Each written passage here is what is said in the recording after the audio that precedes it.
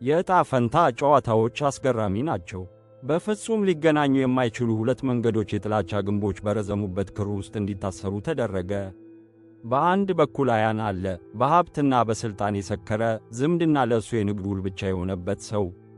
ትዕቢቱ መታወቂያው ሲሆን፣ ንዴቱ ደግሞ ማንኛውንም ሰው የሚያንበረክክ ነው።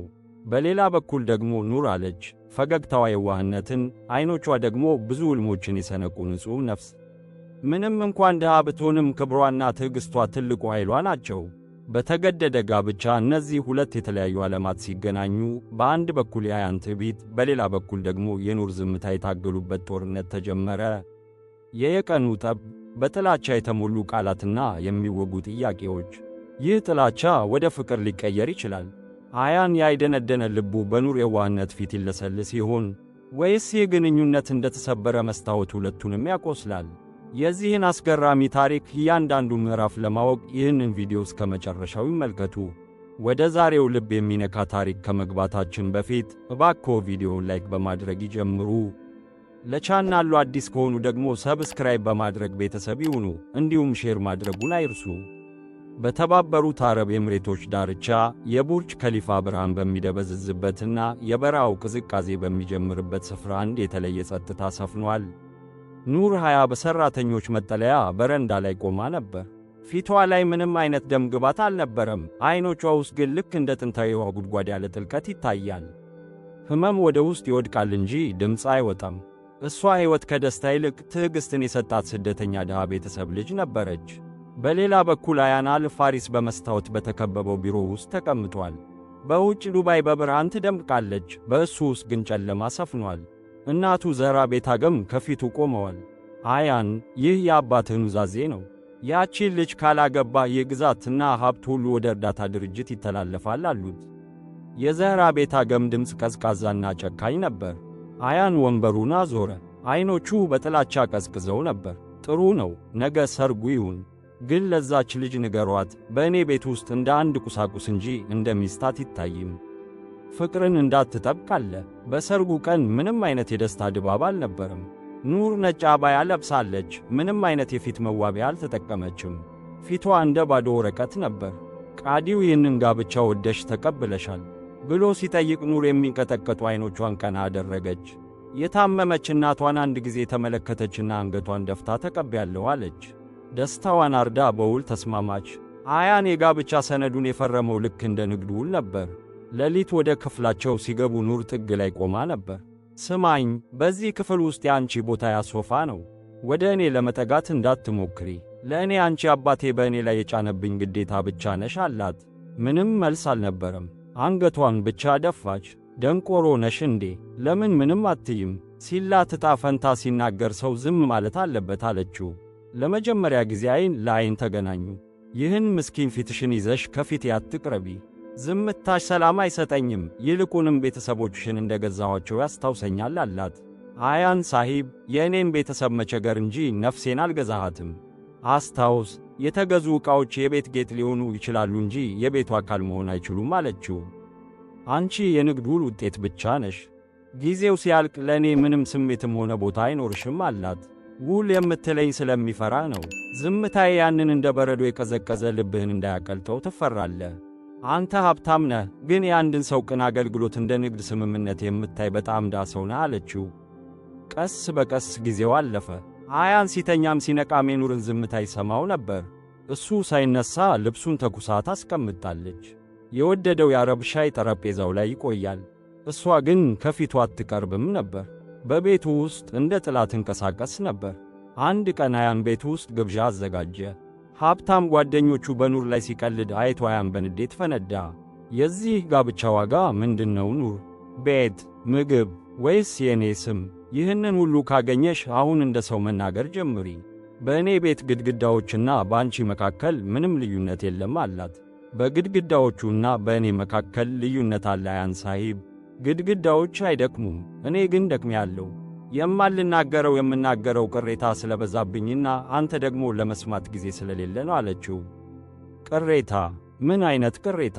ሁሉንም ነገር ሰጥተኸኛል፣ ነገር ግን በዐይኖቹ ውስጥ ቦታ አልሰጠኸኝም። በዚህ ቤት ውስጥ እንደ ቁሳቁስ ነው ያስቀመጥከኝ። ቁሳቁስ ደግሞ ቅሬታ አያቀርብም፣ ዝም ብሎ በአንድ ቀን ይሰበራል እንጂ። የኑር ትልቁ ሐዘን በአንድ ቀን በግልጽ ታየ። ሁልጊዜ ከጋብቻ በኋላ መጠጊያ ይኖረኛል ብዬ አስብ ነበር። ነገር ግን ግድግዳዎች እንጂ ጣራ በሌለው ቤት ውስጥ እንደመጣው ምን አውቄ። ዛሬም በዚያው ፀሐይ ስር ቆሜያለሁ፣ ከጋብቻ በፊት በነበርኩበት። አሁን ግን ለማልቀስ እንኳ ብቸኝነት የለኝም። ሌሊት ነበር። በዱባይ የመስታወት ከተማ ውስጥ ሁሉም ነገር ይደምቃል። በዚህ ቤተ መንግሥት ውስጥ ግን ጨለማ ብቻ ነበር። ኑር በመስኮት አጠገብ ቆማ ነበር። ከታች የከተማው ብርሃን ይታያል። ከላይ ዝምተኛ ሰማይ፣ በመሃል ደግሞ ማንነቷ ከላይም ከታችም ያልሆነ እሷ። በሩ በኃይል ተከፈተ። አያን ገባ። ኮቱን እያወለቀ ኑርን ተመለከተ። ያው ዝምታ፣ ያው ዝቅ ያለ እይታ። ሁልጊዜ ለምንድነው መስኮት አጠገብ የምትቆሚው? ምን እያየሽ ነው አላት። ነፃነት አለች ኑር ለመጀመሪያ ጊዜ ወደ ኋላ ዞር ብላ። ዐይኖቿ በእንባ ቢሞሉም ድምጿ ግን ጠንካራ ነበር። ነፃነት እያየሁ አይደለም አያን ሳሂብ፣ የራሴን ሕይወት ወደ ታች ሲወድቅ እያየሁ ነው አለችው። አያን ሳቀ፣ ቀዝቃዛና ልብ የሌለው ሳቅ። ሕይወትሽ ምን ይጎድላታል? ቤት፣ ልብስ፣ ገንዘብ አላት። ስም ማለት ማንነት ብቻ ነው፣ ክብር አይደለም። ያለ ክብር ደግሞ ሕይወት ዝም ብሎ መተንፈስ ብቻ ነው አለችው። ክፍሉ ጸጥ አለ። አያን ወደ ኑር ጠጋ አለ። አንቺ በሕይወቴ ውስጥ የንግድ ስምምነት ብቻ ነሽ ኑር፣ ከዚያ በላይ ማሰብ የራስሽ ስህተት ነው አላት። የኑር እምባ ቢፈስም ድምጿ ግን አልተንቀጠቀጠም። እና የእኔ ስህተት ምንድነው አያን ሳሂብ? ሰው ትሆናለህ ብዬ ተስፋ ማድረጌ፣ ምናልባት አንድ ቀን እንደ ሚስት ባይሆንም እንደ ሰው ታይኛለህ ብዬ ማሰቤ አለችው። የት እንደነበርሽና እኔ የት እንዳለው ታውቂያለሽ አላት። ኑር ፈገግ አለች፣ የተሰበረ ፈገግታ። ለዚህ እኮ ነው ዝም ያልኩት፣ ምክንያቱም በአንተ ዓለም ዝምታ የእኔ ደረጃ እንደሆነ አውቅ ነበር አለችው። አያን የኑርን እጅ ያዘ። ድራማ አትስሪ አላት። ኑር ቀስ ብላ እጇን አስለቀቀች።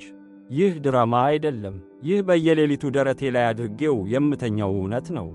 አያን የሆነ ነገር ሊናገር ፈለገ። ኑር ግን ማውራቷን ቀጠለች። የዓመታት ሕመም በአንድ ጊዜ የሚወጣ ይመስል ነበር። ቁሳቁስ ባልከኝ ቀን እኔ ሞቻለሁ፣ ያልተቀበርኩት ስላልሆንኩ ብቻ ነው የምተነፍሰው አለችው። በአያን ዐይኖች ውስጥ ለመጀመሪያ ጊዜ ግራ መጋባት ታየ። ምን ትፈልጊያለሽ ሲል ጠየቃት። ኑር ቀጥታ ዐይኑን እያየች እንዲህ አለች፣ ዝም ስል እንደ ደካማ እንዳታየኝ፣ ስላለቅስ ደግሞ እንደ ሸክም እንዳትቆጥረኝ ብቻ ነው የምፈልገው። ዝምታ ሰፈነ። አያን ወደ ኋላ ተመለሰ። ድምፁ ዝቅ ያለ ግን ጠንካራ ነበር። የምትፈልጊውን ልሰጥሽ አልችልም አላት። ኑር ራሷን ነቀነቀች።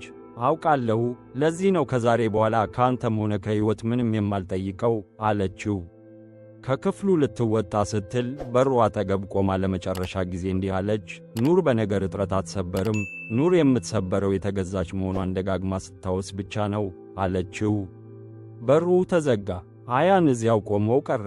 በዚያች ሌሊት ለመጀመሪያ ጊዜ በቤተ መንግሥቱ ውስጥ አየር አጥሮት ሸክሙ ከበደው። ዛህራ ቤታገም ኑር በዚህ ቤት መኖሯ አላስደሰታቸውም ነበር። ኑር ከወጥ ቤቱ ውጭ ቆማ ዛህራ ቤታገም በስልክ ከአንድ ሰው ጋር ሲያወሩ ሰማች። አዎ አያን ውሉን ፈርሟል።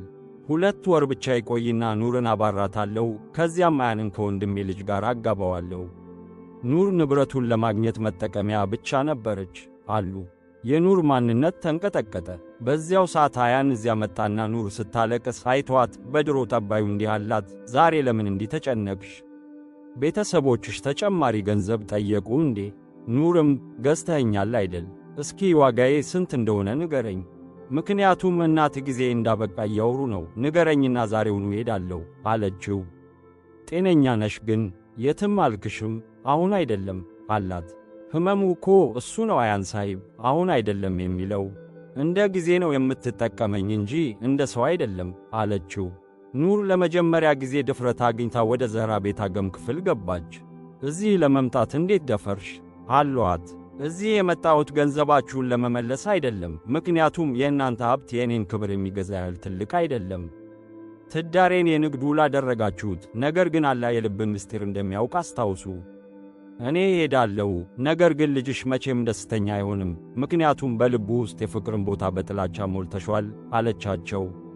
ኑር ከዛህራ ቤታገም ክፍል ልክ እንደወጣች አያን ከፊቷ ቆሞ አገኘችው። ዐይኖቹ ውስጥ ንዴት ነበር፣ ነገር ግን በዚያ ንዴት በስተጀርባ የሌላ ሰው ፍርሃት ተደብቆ ነበር። ወደ እናቴ ክፍል እንዴት ትገቢያለሽ? ምን ያህል ወሰን እንዳለፍሽ ታውቂያለሽ አላት። ኑር ሂጃቧን አስተካከለች። አይኖቿ በእንባ ቢሞሉም ድምጿ ግን ቀጥተኛና የደከመ ነበር። ወሰን? እኔ እኮ እውነቱን ብቻ ነው የሰማሁት አያን ሳሂብ፣ ወይስ በዚህ ቤት ውስጥ እውነትን መስማት ወንጀል ነው አለችው። ለምን ድራማ ይመስላል? እናቴ የምታደርገው ነገር ሁሉ ለቤቱ ጥቅም ነው አላት አያን። የኑር አይኖች ውስጥ አንድ አይነት ብልጭታ ታየ፣ ልክ ከመሰበሯ ጥቂት ቀደም ብሎ እንደሚታይ ብልጭታ። እኔን መጠቀሚያ አድርጋ ሌላ ሴት እዚህ ማስቀመጥ ለቤቱ ጥቅም ነው አለችው። አያን አንድ እርምጃ ወደፊት ተጠጋ። ኑር፣ ከየት እንደመጣሽ እየረሳሽ ነው። ይህ ቤት የማን ነው አላት። የኑር ትንፋሽ ተቆራረጠ። ከዚያም ቀስ ብላ ፈገግ አለች። አልረሳሁም አያን ሳሂብ፣ ዝም ብሎ በየቀኑ ይታወሰኛል። በእኔ ሕይወት ውስጥ ምን አደጋ ላይ እንዳለ ታውቃለህ? ንግድ፣ ስም፣ ክብር። የእኔ ሕይወትስ? አያን፣ ልቤ፣ ክብሬ፣ ለአንተ ምንም ዋጋ የሌላቸው ነገሮች ሁሉ። አያን ለጥቂት ጊዜ ዝም አለ። ከዚያም ኑርን በጣም የሚሰብሯትን ቃላት ተናገረ። ነገሮችን አልተረዳሽም አላት። የኑር ድምፅ ተንቀጠቀጠ። ሁሉንም ነገር ተረድቻለሁ፣ ለዛ ነው የምናገረው። ዝም ስል ደስተኛ ነበርክ። አያን በንዴት ፊቱን አዞረ። አሁን ማውራት አልፈልግም አለ። ከኑር አይኖች እንባ ፈሰሰ። አዎ፣ አንተ መቼም ማውራት አትፈልግም። ያለ እኔ ውሳኔዎችን መወሰን ብቻ ነው የምትፈልገው። አያን ቆመ፣ ግን ወደ ኋላ አልዞረም። የፈለግሽውን እሰቢ አላት። ኑር በዝግታ ተናገረች፣ ነገር ግን እያንዳንዱ ቃል ከባድ ነበር። ተረድቻለሁ አያን ሳሂብ፣ በዚህ ቤት ውስጥ ድምፅ የሚኖረኝ ዝም ስል ብቻ ነው። አያን ሄደ። ኑር ግን ልክ መንገድ ላይ እንደተጣለ ሰው እዚያው ቆማ ቀረች። በዚያች ሌሊት ኑር በክፍሏ ውስጥ ብቻዋን ተቀመጠች። የከተማው ብርሃን በመስኮት በኩል ይገባል፣ በልቧ ውስጥ ግን ጨለማ ብቻ ነበር። እጆቿን ተመለከተች። እነዚህ እጆች በጋብቻ ወቅት ይንቀጠቀጡ ነበር፣ ዛሬ ግን ውሳኔ እየወሰዱ ነው። እምባዋ ይፈሳል፣ አንዳንዴ በዝምታ አንዳንዴ በሲቃ። ምናልባት እዚህ ሆኜ የራሴን ክብር ቀብር እያከናወንኩ ነው ብላ አሰበች። ሌሊቱ ሊያበቃ ሲል ቀስ ብላ ወደ አያን ክፍል ጠጋ አለች። በሩ በከፊል ተከፍቷል።